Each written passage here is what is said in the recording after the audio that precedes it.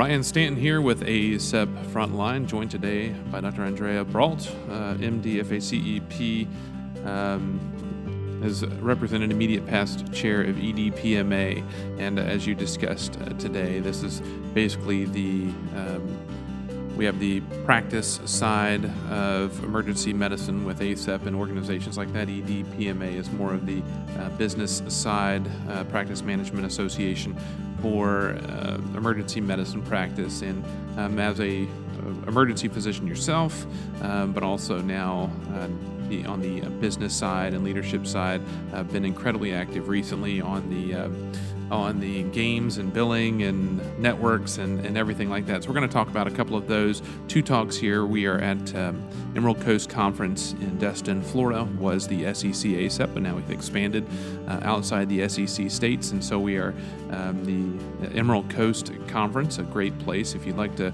come check it out every June, my wife and I and family are now about 10 years into this conference. So it's a great place to come, and first opportunity for an interview here. And I've caught up with you before elsewhere, but first time here at Emerald Coast. Yes, thank you. Good morning, Ryan. And yeah, I love this conference as well. And this was the first year I actually got to bring a family member. And of course, they're out at the water enjoying themselves, and I'm here hard at work. Well, the nice thing about the conference, though, is we wrap up around 1 o'clock and then have the rest of the afternoon. So you miss the really, I'm going to get burnt part of the day.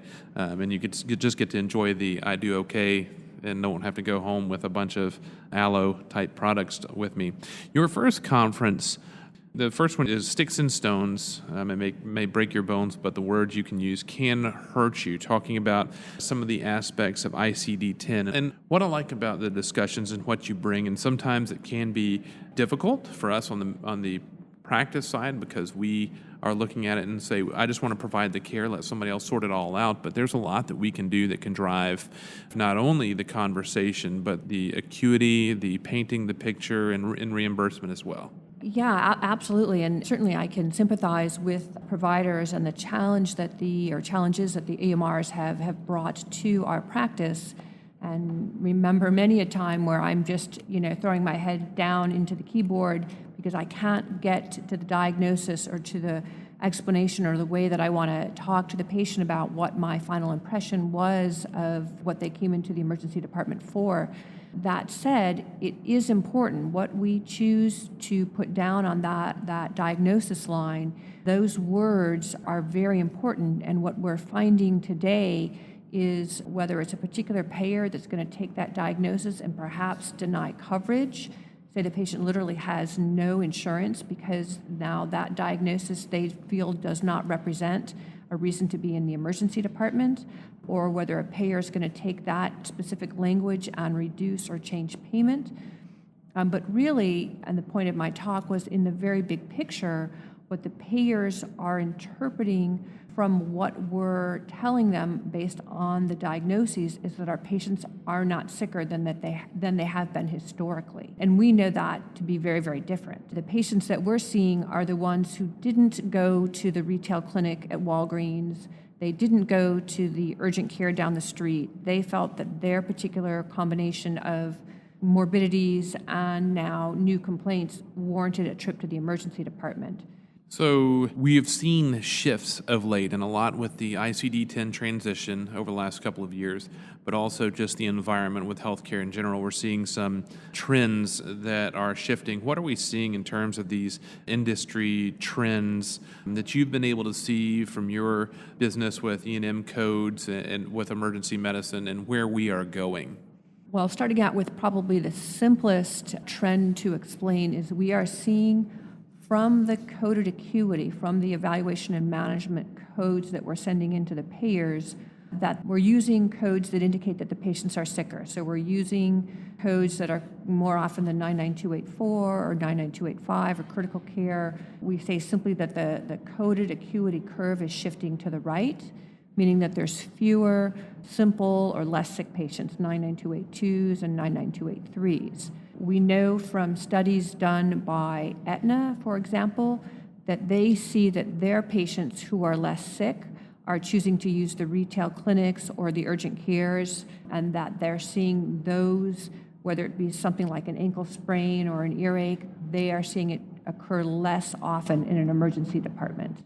One of the things you actually talk about also is that trend with regard to, of course, our billing trends are, in terms of the codes we're using, are leaning more towards that 4s, 5s, critical care standpoints of things. And that's, basically what you're talking about when you talk about the codes and things like that. For us, on the lay side, if you don't exactly know what those individual 9 codes are, for us being the 4s, especially the 5s, and then the critical care billing additives to that as well. But you've also noted that, and a lot of people, when we have conversations, talk about the whole idea of the urgent treatments and the walk-in clinics pulling business away from the emergency department. But the most recent data is out. The emergency department visits continue to rise, getting close to that 150 million mark annually. But also then the trends within the urgent treatment and walk-in settings. What are the argument that a lot of people have when they hear is almost all the volume in the emergency department is non-emergent. You have a small percentage, 10 to 20%, that are truly emergent, and then everything else could be taken care of. And you actually talk about that in the industry trends, the volume trends from a publication in 2018. What are we seeing in terms of the trends for that lower acuity versus higher acuity EM visits? Certainly, depending on which study you're looking at, the CDC follows this data for us very closely, and we're down to mid to low single digits of patients who truly don't, quote, belong in the emergency department. But what you're also seeing is the commercial payers, whether it's studies by Truven or others, that say, yeah, maybe they did belong in the emergency department or they received care in the emergency department, but perhaps that event, that exacerbation of a chronic disease process, could have been prevented, or the care that you provided could be provided perhaps in an urgent care. So, for example, maybe an abdominal pain patient, we all agree they need care right now, they shouldn't wait, but perhaps that could have been provided in an urgent care, or the asthma exacerbation could have been prevented if they had been going to their primary care on a more regular basis. And so that's where you're seeing, sometimes you'll see quotes from popular media or the commercial payers saying as much as 50% of the visits or more in the emergency department either, quote, don't belong there or should be seen in another venue or another place of care. And that's just a sort of a perspective that they're taking on certain types of presentations. And of course, trying to figure out ways not to pay, not taking into account access to care, access to other options, the complexities of these types of events and things there. I mean, honestly, with our EMTALA violation, we don't have a choice in emergency medicine of telling somebody that there is other options or doing, we have our obligations, but also then the bastardization of these characterizations by individual payer groups that clearly have an interest in being able to refuse payments to the emergency department and putting more and more of that burden onto the patients, and then trying to paint the emergency physicians and hospitals as the villain in this group. This data here referencing, talking about how, the idea behind urgent treatments and retail clinics pulling away from the emergency department and dropping ER volumes. We know ER volumes are going up, but it's actually the acuity in those volumes are going up as well, with retail clinics and urgent clinics having growing volumes of lower acuity conditions, ER volume going down with lower acuity visits. And so it is doing what it kind of designed to do in terms of pulling some of that lower acuity. But again, as you mentioned, that CDC data where only single digits of emergency conditions or emergency presentations are considered non-emergent whatsoever. Now, that doesn't mean, and I think that's one of the challenges in terms of messaging we have in emergency medicine, is what is critical in terms of life-threatening to me and to you are very different than to the lay public. So we may feel like that the majority of our cases aren't life-threatening, but that doesn't mean an acute condition or a condition with likelihood of deterioration. So, having thousands of patient exposures to a certain condition does not mean that it is not a potential threat to that patient. And that's one thing we have to keep in mind when we're messaging to policymakers who are looking for continued ways to cut access and payments within the emergency department. With regards to ICD-10, give us a background on how that has kind of shifted that landscape that we've been dealing with. We've been dealing, only seen like a couple of years ago, but we've been dealing with ICD-10 now for pushing on 3.5 to 4 years. How has that changed the landscape of what you're seeing in terms of your company and how you guys deal with these things and then interactions with those companies or the payer sources? Yes, and I think the point or the opportunity is that I-10, not without some work, of course, but gives us really more of an opportunity to show the payer how our patient is different than the one that perhaps was more appropriate for an urgent care setting. So, for example, when we see someone who's short of breath, chances are they're not a healthy younger person with no other comorbidities. Chances are when we're seeing a patient who's short of breath, we can also tell the payer that they're on chemotherapy, that they had a fever, that they were hypoxic, right? So our shortness of breath patient will typically look very different than someone who goes to an urgent care with a cough. But if all we put down on the I-10 is, say, for in the end, if it was bronchitis, if all we put down is bronchitis to the payer, well, bronchitis belonged in the urgent care. But they don't understand that when that patient presented to us, that there were a lot of things in play, comorbidities, medications, vital signs, test results, that for an emergency physician suggested a very wide differential with many, significant disease processes at risk.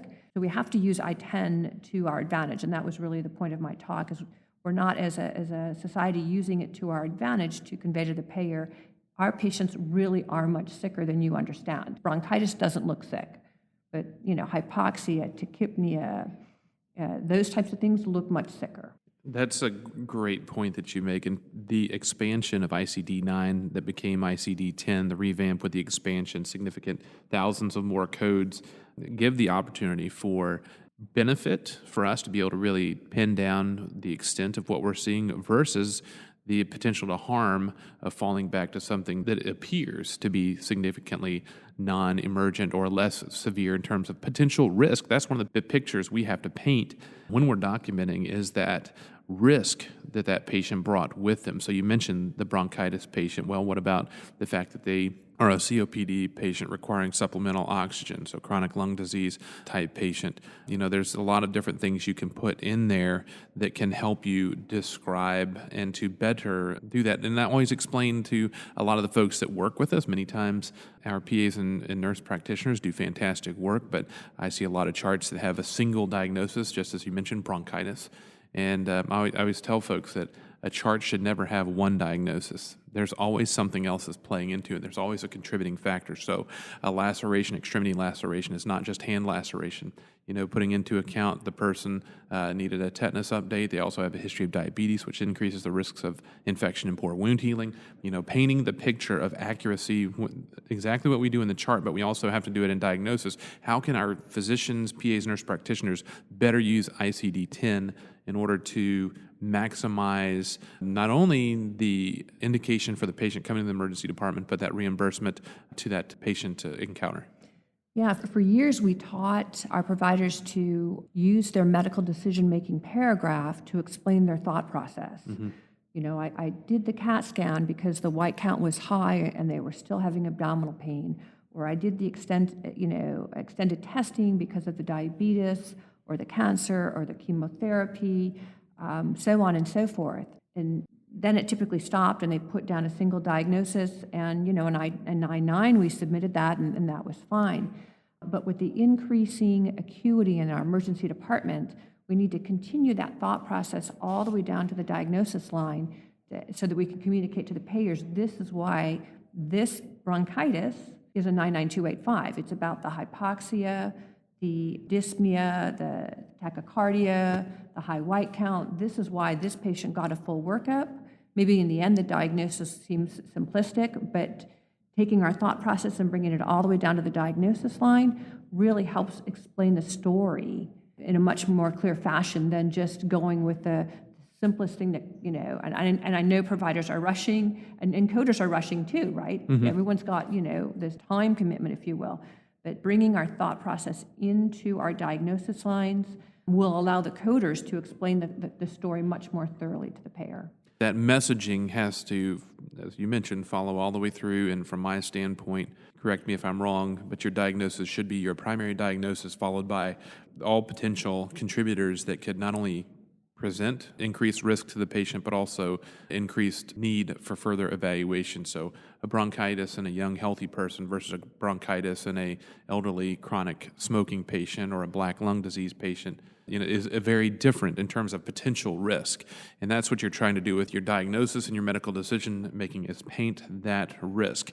Now, rolling into that, into what we heard about today, your second talk, Let's look into that. You're talking about the EDPMA update. Again, looking at it from a different angle than we see it typically as physicians, PAs, and nurse practitioners, looking at it from the aspect of the business around medicine. Let's start off by looking at some of those trends. I know in the talk you said you didn't want your name kind of tagged to the specific values of the potentials, but it's important to understand the ramifications and how narrow of a line that we're walking when we're talking about the business model with the ACA with expansion versus not expansion. We're seeing numbers now that actually demonstrate some of those differences in terms of percentages and value associated with those percentages.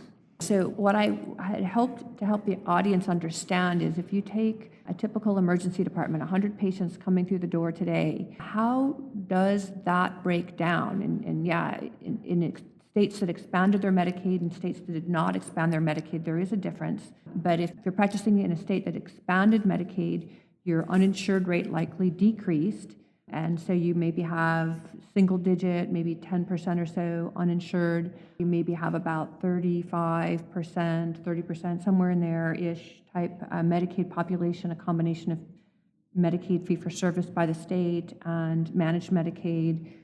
Your Medicare population might be somewhere in the 20s, 25%. But really the point of all that, and every practice is slightly different, is about 70% of your reimbursement is fixed and being chipped away at, whether it's the state has to address their Medicaid budget, because it's a big part of the state's budget, or whether it's Medicare and MIPS, and you're in, like this year, it's performance share plus minus 7%. But a big part of your business model is already fixed. And then it's the commercial payers that you're really relying on to keep the doors open. And so I was just trying to help the audience understand, because I don't think most physicians or APPs really understand the business model and why there's so much discussion in the news today about what should a commercial payer or a patient pay. Interestingly, you talked about the role that the Affordable Care Act played in what we're seeing now with the insurance environment. Talk about that, how we outline certain restrictions and mandates, but then how one simple thing left out of the rule has caused a lot of what we're seeing in terms of the heartache that emergency physicians are experiencing now with out-of-network billing. Sure.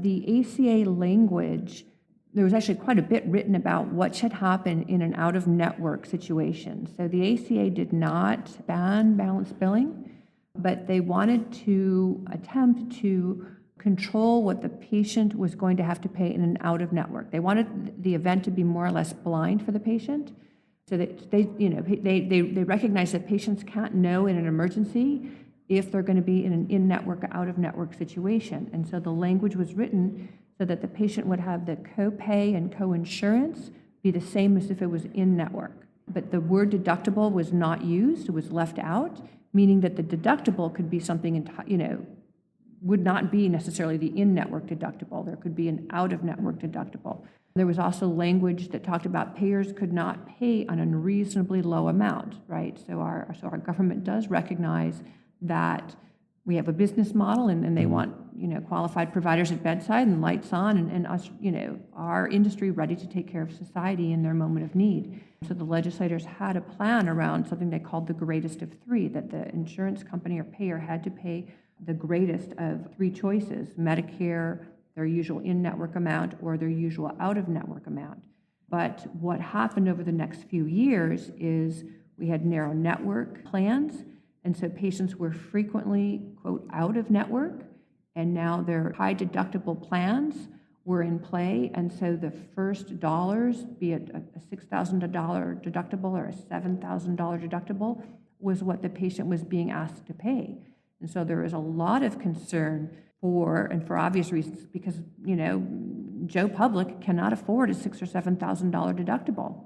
Well, you had that with the ACA, the copay and the co-insurance were specifically named, but there was no mention of that deductible, and that's what we're seeing today is that explosion in deductibles, the amount that the patient is initially responsible for, that shift. And I think there's been a lot of sticker shock on the patient side of seeing these numbers that are coming their way initially. And you mentioned those thousands of dollars of potential deductible. I've heard numbers most typically hovering around $400 most people have in terms of expendable income or savings that they could use towards an unexpected cost before they have to start impacting their daily recurring costs, and potential for financial ruination is that $400 mark. And I haven't seen a $400 deductible in quite some time now, and I know mine personally. Working through one that is a very large coverage group that we went with because of the strength in numbers kind of approach. Even my wife and I are going to be, somewhere around the $2,500 to $3,000 mark each individually in terms of with a capped deductible of about $5,000 annually, which makes for a huge chunk of change. And what are we seeing as this evolves in terms of this huge shift towards that deductible side with increasingly narrow networks in an emergency setting where we have an EMTALA obligation? And as you mentioned in the talk today, we're trying to make contact and work with these payers, but they have no interest in working with physician groups or with contracting in network prices. Right. So it's become particularly challenging because the payers are not always interested in increasing the, quote, in-network number of emergency physicians. So we're not a measurement of network adequacy. So payers have to show a certain number of, say, family physicians, family practitioners, internists. They have to have an adequate work. There's a measurement for that. Emergency physicians are not typically part of network adequacy. So there's not pressure on insurance companies or payers to go out and contract with emergency physicians. That said, there's a lot of bad PR around their patients being out of network, and so hospitals now are trying to have their providers either be in network or contract with who they contract with, but that's not always the interest on the payer's side. And that's what the insurance companies are doing is, not only is there sticker shock with the patients, but then insurance is then pointing the finger back at the physicians and the hospitals saying, well, it's their fault, even though what they aren't saying is the narrow networks and the overall lack of coverage that has kind of developed over time with the combination of networks and deductibles and everything like that. The patient is seeing many more bills than they've seen in the past. And this year was the most active year for legislatures to try to address this around the country, including my own state of Kentucky, which had some legislation put forward. But where are we seeing, this is going to be a big thing for all of our physicians, PAs, nurse practitioners around the country to be incredibly active, because over the next few years, we will see likely across the board some form of out-of-network billing legislation in almost every state that's out there. What are we expecting to see as we move forward, and kind of where are we pushing in terms of, this is a satisfactory solution? That's a pretty complex question. I like to do that. Yes. So just for sort of level setting, certain types of insurances are controlled at a state level, right? So they'll be monitored by, say, the state commissioner. Certain types of insurances are controlled at the federal level. There's usually the employer sponsored, what we call ERISA. And so there are attempts or processes at each level. So whether a state, for example, is taking a look at how do we ban either balance billing, which is a little separate subject than what we've been talking about today, or just out of network. How do we help our constituents manage an out of network event? And so do we, in that case, they might ask the payers and the providers to come together and agree on a certain process. And so they might say, okay, let's set a course for the patient so they know exactly what's going to happen to them. They pay a certain copay, a certain coinsurance, and a certain deductible. And then the rest of the process will happen between the payer and the providers. And whether, without rate setting, you might agree to an interim payment, and then you might go to arbitration if that interim payment was not, acceptable. And it's a similar process on the federal level, where looking at the employer-sponsored insurances, you would see sort of a similar type of process. So we're going to have to see at least changes from the state level and the federal level in order to cover everybody. So that's the challenge, is even for you guys who do this professionally, it's hard to specifically say in all cases which ones fall under which type of model, and who's going to be the one will fall under federal legislation or fall more under state legislation. So we've got a lot of laws that are kind of kicking in there right now. Some passed, some did not. I think we had, I think you mentioned six states have out-of-network laws that have come into play, 27 submitted laws, and then one state submitted a law. So about everybody is getting some sort of play in there. And part of what's pushing the pressure on that is there does appear to be almost an absoluteness around that there will be federal legislation around this, but that federal legislation will defer to what's in place at the state level, sort of states' rights. And so states are looking around saying, well, we're going to want to have our own plan then in case we don't like what comes out of the federal legislation. And so there's a lot more activity starting up at the state level so that states can kind of put their own thumbprint on it, if you will. And we want to look at the one that I think ACEP has really gotten behind in terms of the model. It's going to be more the New York model with the baseball-style arbitration, which is basically you have a dispute over how much is going to be paid, reimbursed. You have both sides come in. You have the insurer come in, give their price. You have the physician group or bill put theirs in, and an arbitrator picks based on what is the most appropriate number. And that is the number that goes. There's no mincing of numbers. There's no averages. There's no somewhere in between. It's one or the other. And that seems to be the one that kind of everybody, from the ACEP standpoint, seems to be the best because it ensures, because of course, anything we have, and it's everything we've had in Kentucky, if we have anything that is going to be anywhere close to fair, insurers come back and say, well, we're going to have to jack up our rates, not take from our huge profits, but, jack up our rates, which is kind of a false narrative altogether, but it's the narrative they use, and it's very impactful because they just say, we're going to raise prices. Well, that's the very obvious and superficial response, whereas on our side, we got to say, well, we have to have enough to make sure we have access and keep the doors open so we can serve our patients, and so we have to have something that's in between. Is that kind of where we are moving, and that seems to be the best thing that seems to be landing the least severe with both sides of this discussion? That is certainly part of it. Part of why New York also works well, and just sort of in a simplistic description, they also have what we would refer to as a high-frequency, low-dollar exclusion, meaning that if the claim meets certain criteria, and meaning it meets a certain low-dollar criteria, and the payer just pays it. And so that's part of the ongoing dialogue that they were having with the staffers and the legislators. Is that a lot of what we do is high frequency, but the charge is actually low. And we need the payer to just respond to that and either have the patient pay their small portion of it or keep the patient entirely out of it. But let's just get the high frequency, low dollar claims processed efficiently.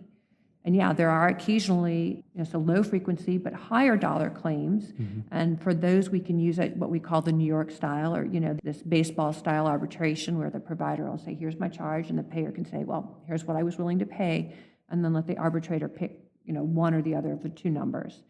But for most emergency medicine business models, you need the high frequency claims paid quickly. We can't have these things dragged out until 120 days or 150 days till the first payment. That really wouldn't work for most business models. Well, and the cost effectiveness of these lower dollar amounts, they need to be just done and over with. So we could talk about this for hours, and we will talk about it moving forward as this evolves. This will be an ongoing issue over the next number of years. I'm sure there'll be something else that'll come along after it, but as this evolves, the process evolves, as we get the federal and the state legislation involved, we'll bring more of that to you as much as possible, and to try to kind of keep you up to date on what's going on. But the big thing is you have to be involved on your state level as well as on the federal level to help guide proper decision making, as it seems that there's a lot of cooks in the kitchen and a lot of the cooks don't know how to cook. So we need to make sure we've got the right folks in there to help guide the decision making. It's not going to be perfect for us. We can't expect perfect,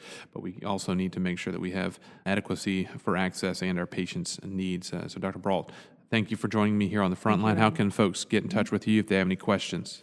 So Andrea at Brault, BRAULT.us. And again, Ryan, I appreciate that and really do encourage people to get involved. The staffers and legislators really want to hear from a provider.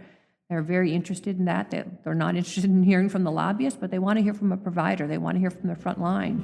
And I don't think they understand always how hard it is, the work that we do, and how sick our patients are, and how important it is that we keep the lights on and the doors open, kind of the shared societal responsibility to be there when somebody in society needs us. And so they'd love to hear from providers. And there's not enough physician voices out there. I know that was a big charge this year at the Leadership and Advocacy Conference in Washington, D.C., but overall, physician voices are not represented as well as they should be from an individual standpoint. And so each of us has to take our turn and get there and make sure that our voices are heard and our patients' needs are met. As for me, you can contact me, youreverydaymedicine@gmail.com, youreverydaymedicine@gmail.com, @everydaymed on Twitter. And until next time, I'm Dr. Ryan Stanton, and this has been some ACEP Frontline.